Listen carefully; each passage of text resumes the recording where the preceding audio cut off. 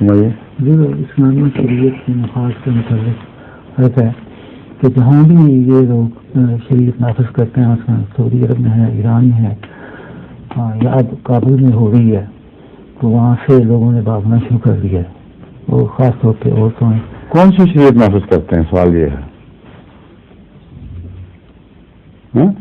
جی الگ الگ شریعتیں، ایک اسلامی شریعت مجھے دکھائیں کہاں ہے دنیا میں؟ پاکستان میں اتنا زور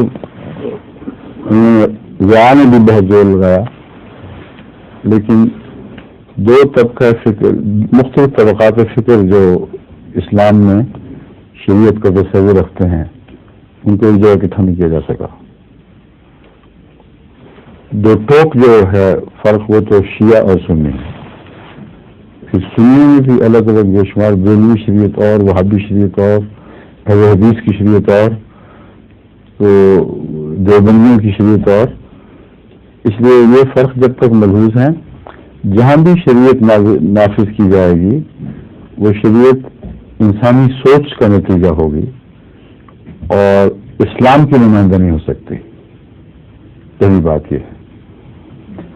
دوسرا یہ کہ شریعت اگر نافذ کرنی ہے تو اس کے لیے حکومت کی کوئی ضرورت نہیں ہے۔ یہ بہت ہی احمقانہ خیال ہے کہ حکومت ملے تو ہم شریعت نافذ کریں۔ رسول اللہ صلی اللہ علیہ وسلم نے 1400 سال پہلے شریعت نافذ فرما دی تھی۔ اللہ تعالیٰ نے آپ کو حکم دیا اور نافذ فرما دی، وہ نافذ تو نہیں کرتے اپنے اوپر، حکومت کا انتظار کر رہے ہیں۔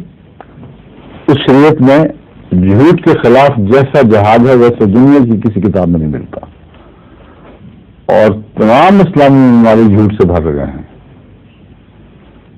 اس شریعت میں جو انسانی قدروں کا احترام ہے اتنا عظیم شان ہے کہ اس کی مثال دکھائی نہیں دیتی، اور انسانی قدریں تو پامال ہو رہی ہیں جگہ جگہ، ایک ایک کونے، ایک ایک گلی پہ۔ یہ شریعت کیوں نافذ نہیں کرتے؟ کیا روک ہے؟ کب کسی اسلامی یا مسلمان حکومت میں جو اس کو اسلامی نہیں مانتے، کسی مسلمان اکثریت کی حکومت میں میں کہتا ہوں، کب یہ اعلان کیا ہے کہ خبردار ہے جو سچ بولا، خبردار ہے جو نماز پڑھی، خبردار ہے جو شرافت کے مظاہرے کیے، خبردار ہے جو گالی نہ دی؟ کہیں یہ حکم نازل نہیں ہو تو پھر شریعت کی ضرورت پڑے حکومت کو؟ حکومت تو ہے ہی مسلمان بیچاری، وہ تو چاہتی ہے کہ یہ چیزیں، حکومت آج کل کی حکومت کی بات نہیں کر رہا، بلکہ حکومت کا تصور جہاں بھی ہے اس کے لیے امن مفید ہے اور اس کا معین ہوتا ہے، سچائی عدلیہ کے لیے مفید ہے، ضروری ہے، انسانی قدریں، ان کا احترام سوسائٹی کے لیے اور حکومت کے لیے ایک لازمہ ہے، اور یہ ساری شریعت میں پہلے باتیں آ چکی ہیں۔ وہ اگر نہیں ہے تو کہتے ہیں کہ ہم مسلمان نہیں بننا چاہتے، محمد رسول اللہ کی شریعت ہم نافذ نہیں کرنا چاہتے، اگر کرنی ہوتی تو ہم کر چکے ہوتے۔ اب جبر کا ڈنڈا لے کر آؤ اور اپنی حکومت ہم پر نافذ کرو اسلام کے نام پر۔ اتنا احمقانہ خیال ہے کہ میں حیران ہو کے دیکھتے ہیں، ان کو عقل میں دکھائی نہیں دیتا کہ ہو کیا رہا ہے۔ کوئی مسلمان حکومت یہ جواب نہیں دیتی مولویوں کو کہ بسم اللہ شروع کرو، شریعت نافذ کرنا شروع کرو، فیصلہ باد کو مسلمان بنا دو، چلو باقی چھوڑ دو، کالا وغیرہ دور کی باتیں، اور یا چلو رائل پنڈی کو مسلمان بنا،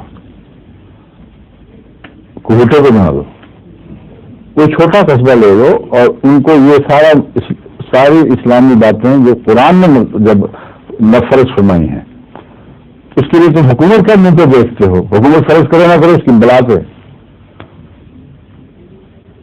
تم شرک کرنا چاہتے ہو کہ جب تک حکومت فرض نہ کرو محمد صلی اللہ کی بات نہیں مانو گے یا خدا کی بات نہ مانو گے؟ جو کچھ رہ گیا ہے اس میں شرک اگر باقی تھا تو وہ بھی بھر دیا سارا۔ تو جو بھی حکومت میں شریعت کا مطالبہ کرتا ہے مشرک ہے، اور یہ واقعات جو میں بیان کیے گواہ ہیں اس بات کے، اور مشرک جیت نہیں سکتا۔ جب بھی وہ زبردستی ان جگہوں پر شریعت نافذ کرے گا جو دل شریعت کو خدا کے نام پر، رسول کے نام پر قبول نہیں کرتے. یہ اور واقعہ ہے کہ نہیں؟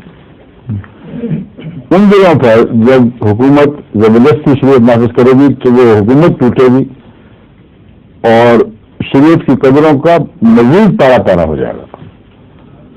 اب تو شرافت سے چپ کر کے بیٹھے آ شریعت بڑی اچھی چلی جائے گی، جو آ گئی مزے تو پھر دیکھیں گے کہ یہ شریعت جو بھی آئے گی جبر کی آئے گی، اور انسانی فطرت جبر کے خلاف احتجاج کرتی ہے. وہی بات ہے، ابھی ان کو پتہ نہیں شریعت کا عشق، عوام الناس کو پتہ نہیں کس چیز کا عشق کر رہا ہے.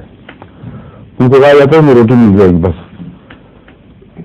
لیکن اگر ان کو یہ پتہ چلے کہ سنیما بند ہوں گے اور عورتوں کی تعلیم بند ہوگی اور 5 وقت نمازیں بھی حاضر دینی پڑے گی، چھوٹے پڑیں گے تو ایسا بھاگیں گے کہ قریب بھی نہیں پھٹکیں گے شریعت کے.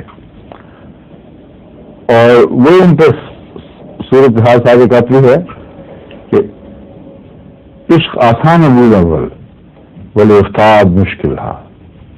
الا یا ایھا الساقی ابر قاسم و ناول ہے. جس شراب میں اس سے ڈوب رہے ہیں عملاً سب جگہ نشے چل رہے ہیں، وہ مجھے دیتے تھے اے ساقی لا شراب اب، اور پیالہ گھما اس کا دور چلا اور ہمیں پکڑا ہمارے ہاتھوں میں تھما دے. کہ عشق آسان بود اول نمود اول، عشق شروع میں اچھا لگتا تھا شریعت کا عشق، ولی استاد مشکل، اب پڑ گیا ہے تو بڑی مصیبت ہے. تو یہ انجام ہے جبر کی شریعت کا، اور جو جبر کی شریعت نہ ہو اس کا بالکل برعکس انجام ہے. وہ ایک روحانی شراب کا نشہ ہے، وہ ٹوٹ ہی نہیں سکتا. ہاتھ کٹ جائیں گے مگر کڑے کو نہیں چھوڑیں گے. یہ خدا تعالیٰ کی شریعت کا مضمون ہے کہ کیسے نافذ ہوتی ہے. اور لا اکراہ فی الدین شریعت سے نافذ ہوتی ہے، لازمہ ہے اس کی پری کنڈیشن ہے، پری ریکویزٹ ہے. اس کے بغیر شریعت نافذ ہو ہی نہیں سکتی کہ لا اکراہ فی الدین، دین میں جبر نہیں چلے گا. لا اکراہ فی الدین قد تبین الرشد من الغی.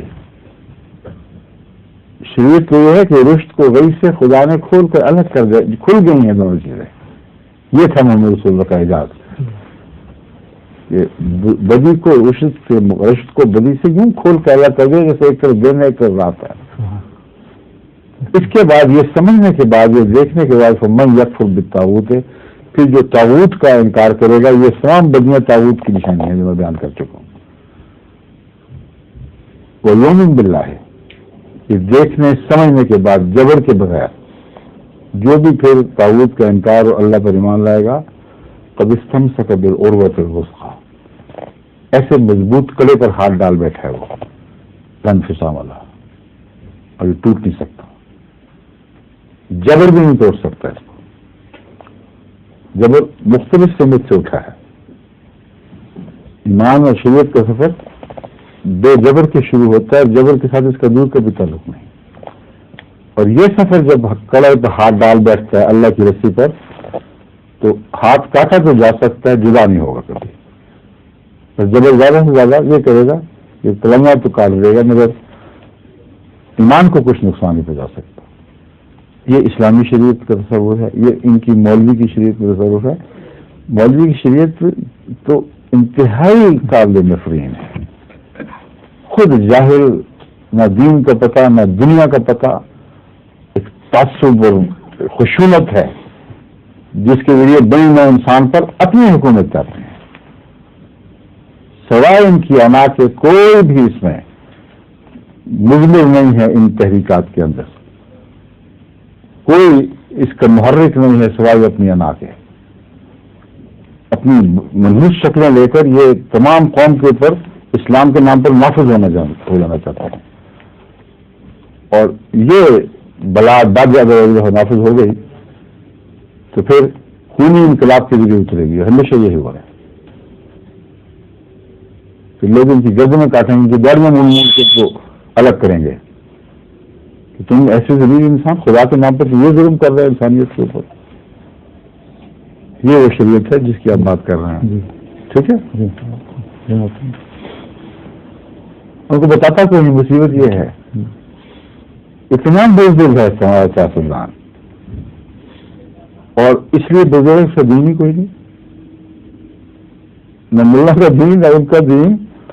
وہ جانتا ہے، اچھی طرح جانتا ہے، ہر سیاست جانتا ہے کہ ملا کی اپنی نفس کی دوڑ ہے اور کچھ بھی نہیں ہے، لیکن بزدل اتنا ہے کہ جان نکلتی ہے ملا کو مخاطب ہونے سے بھی، کرنے سے بھی، اور اپنا مقام پر رکھنے سے جان نکلتی ہے ان کی.